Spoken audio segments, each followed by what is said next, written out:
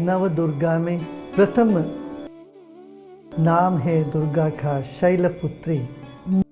माँ ज्योति स्वरूपी है, ज्योतों वाली है, चैतन्य रूपी है और वह शैलपुत्री का नाम से आज की दिन आराधना करते हैं। शैलपुत्री माने क्या? शैल माने जो ठोस है, पहाड़, पर्वत। पर्वत जो ठोस है उससे जो तरंग है, तरंग है, वो शैलपुत्री है। ये सारा संसार ठोस जो दिखता है,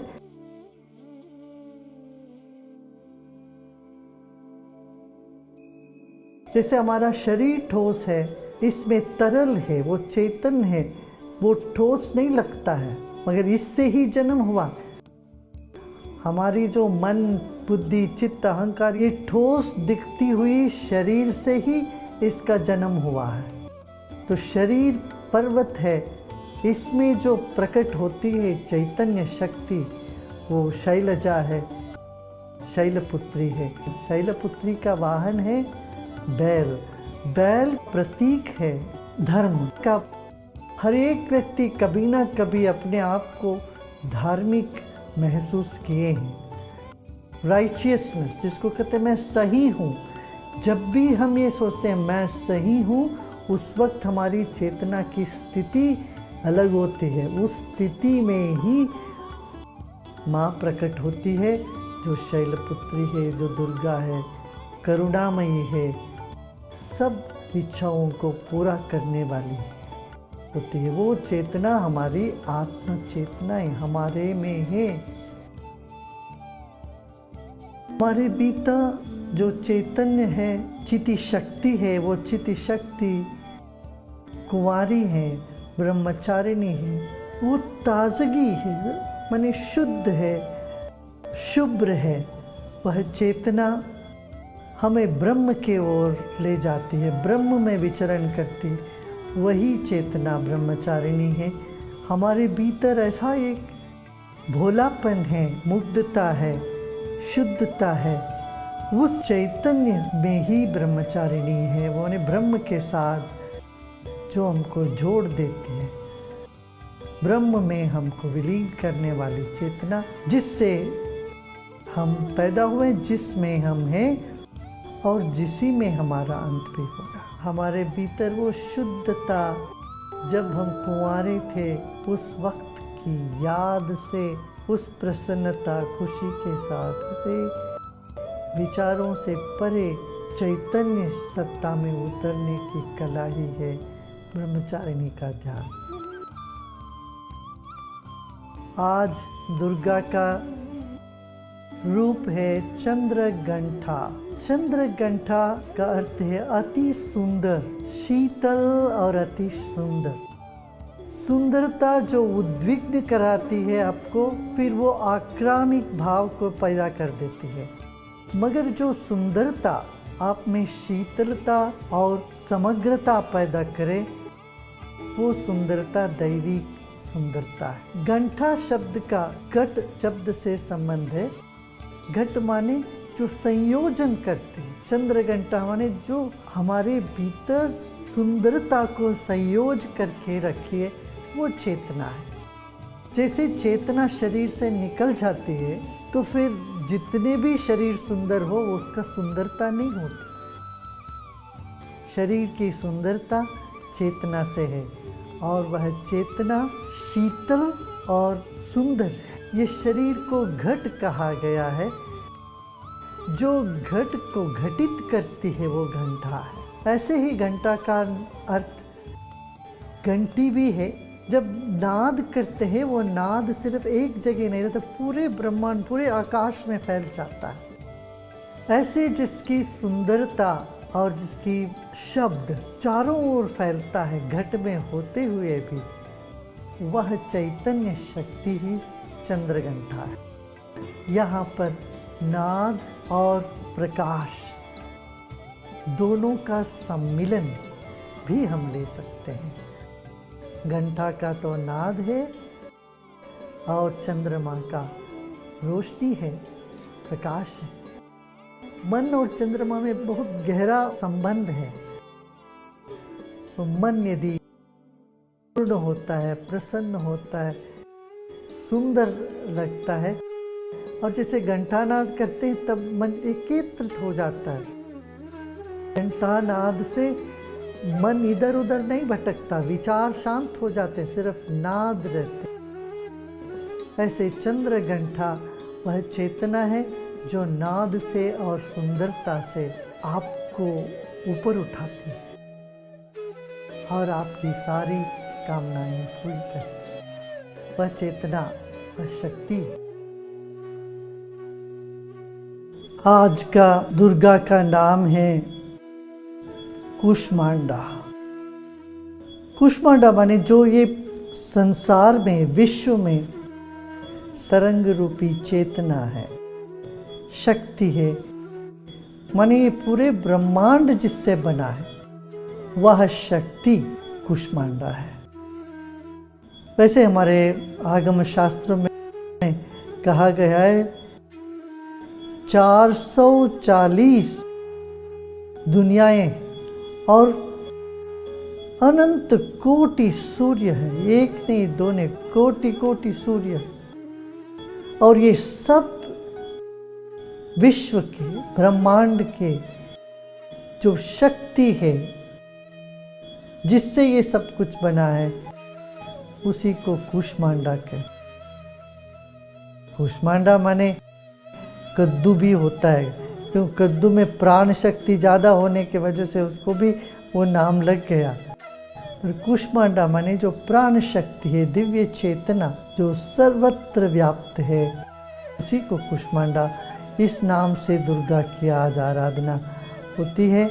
और हम ध्यान में वही अनुभव करते हैं कि जो चेतना सर्वत्र व्याप्त है, सब जगह है, और वह कुष्मांडा, वह शक्ति हमें मनोकामनाएं पूरी करें, हमें आशीर्वाद दें। यही प्रार्थना होती है आज की चौथी जो नवरात्रों में। एक सेनानी की माँ कितनी एक गर्व रखती है, वह आज स्कंद माता के रूप में दुर्गा हमारे साथ। पंचम दिन की माता का नाम है स्कंद माता। स्कंद माने जो सेनानी, सेनाधिपति है। अब देखिए हमारे देश में जो जवान है उनकी माता में क्या ये गर्व होता है, एक धैर्य होता है, एक सम्मान होता है।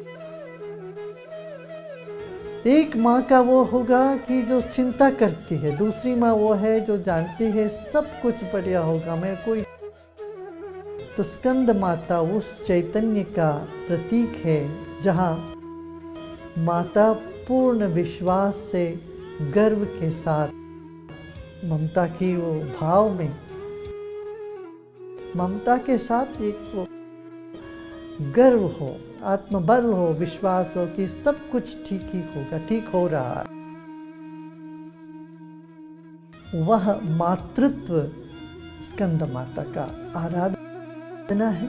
और स्कंद माता की आराधना से, इस मातृ शक्ति की आराधना से सब तरह की प्रसन्नता, संपत्ति, खुशी जीवन में। हमारे भीतर ममता तो है, ममता के साथ गर्व भी होना चाहिए और भरोसा होना चाहिए, सब कुछ बढ़िया ही होगा, ठीक होगा, जो हो रहा है वो ठीक है। वो शौर्य, वीर्य और ममता, ये तीनों गुण हमारी चेतना में निहित है, छिपी हुई है, इसको जगाना है। यही स्कंद माता है। हर एक व्यक्ति के भीतर मातृत्व है, ममता है। उस ममता और साथ ही साथ भरोसा और गर्व, सब बढ़िया है, बढ़िया है। इस भाव को जगाएं, तब स्कंद माता के साथ हमारी तार जुड़ती है, तादात्म्य हमें करना है।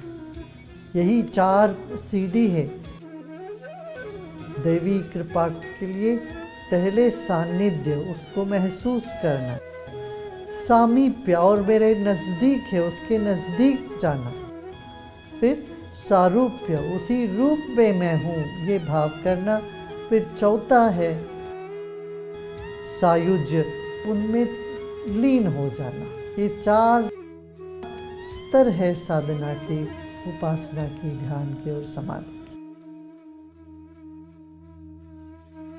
एक और कहानी, महर्षि कात्यायन जब माँ की आराधना कर रहे थे तो माँ जब प्रत्यक्ष, इनके पास तो कोई इच्छा तो था ही नहीं, ऋषि तो थे, सब संपन्न थे, सब कुछ था। क्या कहे, माँ का रूप देख के बोले कि माँ तुम मेरे पुत्री बन जाओ। माँ को पुत्री बना लिया अपना, वो कात्यायनी बन गई। और कात्यायनी सबको तृप्त कर देती है। जैसे कात्यायन ऋषि का यही था कि वो सबको सब कुछ देते थे, जो कामना करते थे उन सब ही कामना उनको प्राप्त हुआ था और होता रहा है, आज भी होता है।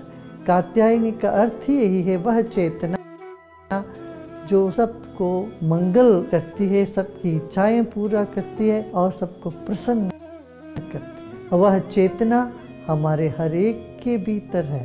थोड़ी देर के लिए सोचो, यदि तुम्हारा नाम भगवान ने ले लिया हो, ईश्वर ने ले लिया, तुमको कैसा लगेगा? हमारी जो भी तादात्म्यता है, मैं ये हूँ, ये हूँ, ये हूँ, हमारा गुण है, हमारा रूप है, हमारा नाम तक वो माँ भगवती का है।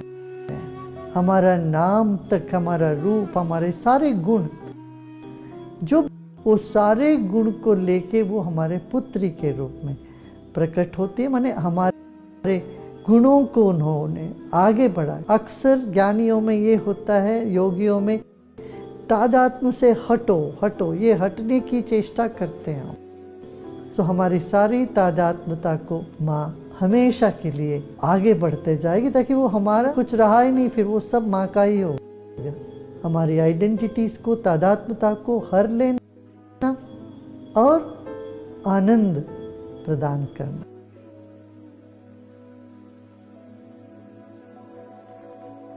कालरात्रि के नाम से दुर्गा माँ पूजे जाती है।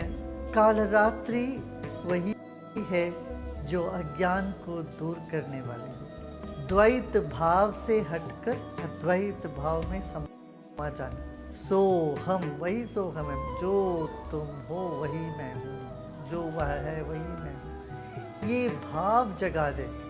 चैतन्य शक्ति से ही ये सब कुछ बना है। ये सारा सृष्टि का उपादान कारण भी चैतन्य है। माने जिससे ये सारा सृष्टि बनी है वो भी चैतन्य है। यहाँ जड़ नाम की कोई चीज नहीं है, बस इस समझ को देने वाली कालरात्रि है। काली का रूप भयंकर लगता है, मगर काली का हृदय माँ जैसे है, माँ ही है। वो माने ममता भरी हुई हृदय है। इसलिए माँ काली सब कुछ देने वाली है। और माँ काली और कृष्ण में कोई भेद नहीं है। कृष्ण बाहर मनमोहक रूप में रहे और उन्होंने भी द्वैत से अद्वैत की ओर ले गए, अज्ञान को दूर किया, अधर्म को हनन किया। महाभारत में यदि श्री कृष्ण नहीं होते तो महाभारत होती नहीं। महाभारत का कारण ही भगवान कृष्ण है। उन्होंने जैसे ध्वंस कर दिया सारे नकारात्मकता को, सारे दुष्टों, ऐसे ही काली माँ भी, जैसे काली माँ बाहर उग्र रूप दिखती है, तर उतनी ही मोहक चेतना है उनकी, शांत अद्वैत चेतना की ओर सबको ले जाने वाली कालरात्रि है। माँ दुर्गा का ही ये रूप है। देखिए, जीवन में बहुत से कठिन परिस्थितियों से गुजरना पड़ता है। एक शक्ति तुम्हारे साथ हमेशा बनी रही है, वही है श्री कृष्ण की शक्ति, वही माँ काली की शक्ति, वही तुम्हारा ही रूप है, तुम्हारी चेतना ही। इस एकता को, एकात्मता को अनुभव करने के लिए कालरात्रि की आराधना होती है। ध्यान। आज दुर्गा का रूप जो सदियों से मानते हुए आ रहे हैं वो है महागौरी। महागौरी माने जो स्वच्छ है, जो करुणामयी है। गौरी माने जो हमेशा सबको अच्छा ही करने वाली, जो भी करती है वो अच्छा के लिए करती है और मंगलदायी है। हमारी चेतना ऐसी है कि उसमें ये गुण है, न्याय का, धर्म का गुण निहित है हमारी चेतना में। हमारे भीतर समता, न्याय और हमेशा अच्छा करने की जो प्रवृत्तियां हैं, उन प्रवृत्तियों को जगाते हैं। वो है, जगी हुई है, कहीं धूमिल हो जाता है, कहीं इधर चिप जाता है। वो गुण को फिर याद ही करना है। देवी गुणमयी है, गुण रूपी है, इसलिए गुणों को जगा के ही देवी की आराधना होती है। सतोगुण, रजोगुण, तमोगुण, तीनों गुण में देवी व्याप्त है, इसलिए तमोगुण को भी निंदा नहीं करते अपना। तमोगुण भी उतना ही आवश्यक है जितना रजोगुण, और रजोगुण उतना ही आवश्यक है जितना सतोगुण है। तीनों गुण में जो देवी है, गुण रूपी है, उस देवी की आराधना ही 9 दिन का नवरात्रा है। कुछ कुछ दिन ऐसे विशेष होते हैं जिसमें हम ये माया प्रपंच को भूलकर अलौकिक जगत में प्रवेश करते हैं। नवरात्रि ऐसा एक अवसर है जहाँ हम रोजमर्रा काम से निवृत्त होकर के अपने आप को अपने मूल के प्रति, जहाँ से हम आए हैं उस स्थान के प्रति होश जगाते हैं। अपना वो कनेक्शन दोबारा सिद्ध करना है, दोबारा याद करना है। याद ही हमारा मूल निवास है, कहीं और है। ये बात हमको याद आते ही यहाँ की सारी चीज़ें छोटी लगने लगेगी, फीके पड़ने लगेगी। और जब छोटी लगती है, फीकी पड़ती है, चिंता मरी, चाह मरी, सब मर जाती है। चिंता, चाह सबसे ऊपर उठ जाते हैं हम। आज माँ दुर्गा का नाम है सिद्धिदात्री। हमें जीवन में कुछ ना कुछ हमने सिद्ध किया है। हर एक व्यक्ति को कुछ ना कुछ सिद्ध किया है। घर की महिलाएं खाना बनाने में वो सिद्ध हो गई। एक टेलर है, वो बात करते करते कैसे भी वो कपड़ा सिल लेते हैं। जिनकी जो भी कलाएं हैं वो सब उनकी प्राप्ति है। हमने जो भी प्राप्त किया है वो जब हम समझते हैं हमारी अपनी प्रयत्न से, ताकत से हमने प्राप्त किया है, तो ये अपनी अहंकार को पुष्ट करती है। तो अहंकार क्या है? असीम अनंत चैतन्य शक्ति से हमको अलग कर देती है। वही सीमा, वही अहंकार है। अब मैं इतना ही, मैं अपने आप को सिर्फ शरीर के भीतर जो है उतना ही समझता हूँ, और मेरा बंधु भगिनी, पास आस पास के लोग हैं, इतने को ही मैं अपना समझता हूँ। तो ये सीमित कर देने वाले अहंकार, उसकी पुष्टि जब हम अपने सिद्धियों को या अपनी क्षमताओं को, अपनी प्राप्तियों को अपना मानते हैं, अपने प्रयास से किया है ये मानते हैं, तब होता है। ऐसा ही अपनी कमजोरियों का भी है। हमें ये कमजोरी है ऐसे समझ के हम बैठते हैं, तो वह भी हमारे अहंकार को नकारात्मक रूप से पुष्ट कर देता है। जब हम ये बात समझ लेते हैं, ये मानते हैं ये भगवान से दिया हुआ आशीर्वाद है, तब भी अहंकार टिकता नहीं है, तरल हो जाता है। जब अहंकार तरल होता है तो आत्म चैतन्य में स्थित हो जाता है। नहीं तो मैंने ये किया, वो किया, ऐसा किया, वैसा किया, दूसरों ने मेरे साथ ऐसा किया, वैसा किया, ये सभी तो हमारे अहंकार को पुष्टि कर देते हैं, ये माया। हम इन सब से अपने आप को छुटकारा पाकर अपने आप में विश्राम करें। क्यों? भगवान दृश्य नहीं है, दृष्टा में है।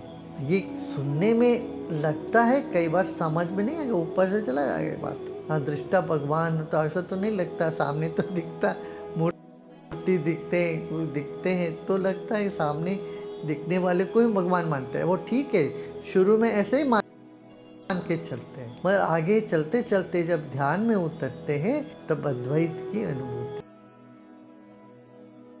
इतना प्रेम घनिष्ठ हो जाए, इतना अगाध प्रेम हो जाए, तब दूजा नहीं, ये बात हमको अनुभव में आने लगता है। इसी को अद्वैत का ज्ञान बोला गया। तो क्या जो हमने प्राप्ति नहीं की अभी तक, जो हमको भी प्राप्त नहीं हुआ, ये जान लेना, ये तो माँ देने वाली है इसका सब, वो चैतन्य शक्ति ही दे प्राप्ति हमको। जो प्राप्त है और उसके साथ तादाद में, तब भी ये जान ले ये सब तो कृपा से ही है, हमारा नहीं, ये सब प्राप्ति मिली, हमारे प्रयत्न से प्राप्त नहीं हुआ, ये देवी का देन है, भगवान का देन है, ऐसा समझना है। यही उपासना का लक्ष्य ही है, उपासना का ध्येय है। ये नाम में फल निहित है, सिद्धिदात्री। इतने दिन 9 दिन तपस्या कर ली, जो भी क्या क्या ध्यान किया, पूजा करी, जो उपवास किया, जो भी लोगों करते आए हैं और जीवन में कुछ भी करते आए हैं, वो सब का फल उसके हाथ में है, हाथ में है। वो सच्चिदानंद आत्मस्वरूपी चेतना हमारी वही देगी ये सब सिद्धियाँ। ये समझकर विश्राम करना, नहीं तो मन में यही उथल पुथल चलता रहता, अरे ये हासिल करें, ये प्राप्त करें, ये प्राप्त करो। दुनियादारी की चीज प्राप्त ना करो तो सिद्धियां प्राप्त करने की चक्कर में पड़ जाते हैं। तुम कुछ भी करो, अपने प्रयत्न से कुछ नहीं होने वाला है, सब होगा कृपा मात्र से। इसका मतलब ये नहीं कि आलसी पढ़े रहना, इसको गलत नहीं समझ। इसलिए सीढ़ी दर सीढ़ी गुरु कहते जाते हैं, ऋषि मुनि गुरु यही कहते हैं कि अच्छा ये करो, ये करो, ये करो। फिर एक एक सीढ़ी पर तुमको चढ़ा के ले जाते हैं, और एक सीढ़ी ऐसी आती है तब बोलते हैं नहीं अब सीढ़ी हो गया, अब विश्राम करो।